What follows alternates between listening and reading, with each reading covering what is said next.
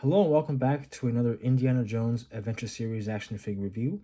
Today we'll be taking a look at Indiana Jones from Temple of Doom. This is a figure from Wave 2, and this video will be the start of Wave 2 reviews, and we'll take a look at Wave 3 afterwards.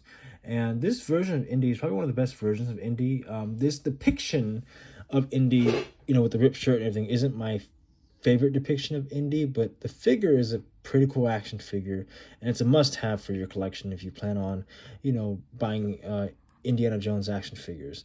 And this is probably a better figure compared to the Raiders Indy and the Last Crusade Indy that I bought back in December, and I'll review that after I get through Wave 2, because that's part of Wave 3. But anyway, back to the figure. The figure, again, it's great. It comes with multiple accessories, and this is also part of this is another build an artifact figure, and because it's a different wave, it lets you build the Skull Shrine from Temple of Doom. And the reason for that is because Wave 2 primarily focuses on Temple of Doom characters, with two figures from the Dial of Destiny. We got about three exclusives from Raiders of the Lost Ark, but that's it. But the main focus of Wave 2 is Temple of Doom. Now, before we take a look at the figure itself, we'll take a look at the packaging like usual. The packaging is your standard Adventure Series packaging. And of course, we got the build an artifact thing right here and a picture of the Skull Shrine, indicating that you can build the Skull Shrine if you buy all the figures. This side's the same. We got a picture of Indiana Jones, and we got a picture of him fighting a Thuggee from the movie. We also got the back. The back's the same. The scale of the figure on the corner, or close, or like midway towards the corner. And we also see the accessories that it comes with, that being a whip in action, a revolver, which is kind of weird because he doesn't have one at this point in the film. A coiled whip, a sword, a satchel that you can take off his body, and the lower jaw of the Skull Shrine. This side is also the same, only this time we have different figures and we got a different artifact presented on the packaging. So the figures from Wave 2 are Indy from Temple of Doom, Indy from Dial of Destiny, Helena from Dial of Destiny, Short Round, and Hypnotized Indy.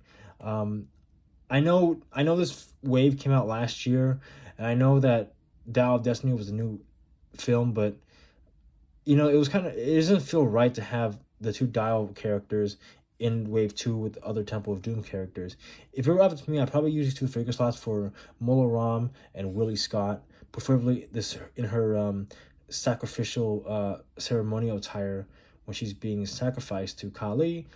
That way it fits with Short Round and Hypnotized Indy and Temple of Doom Indy with the ripped shirt.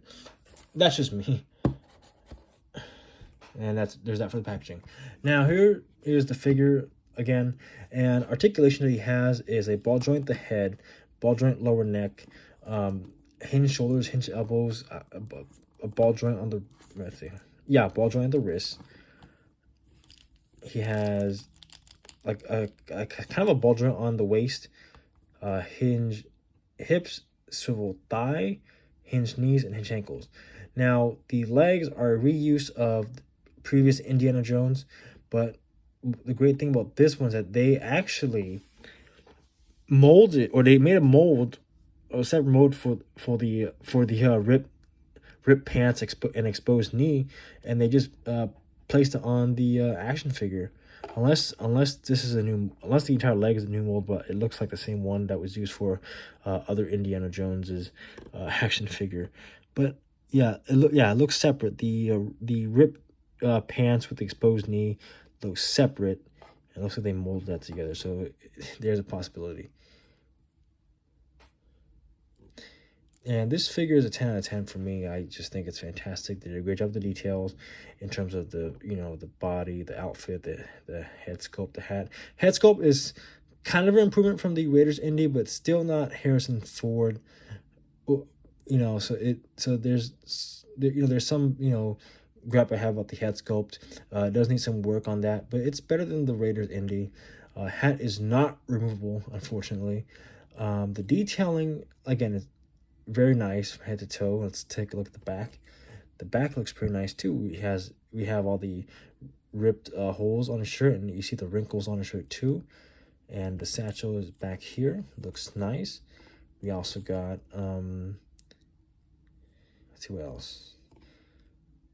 They also did.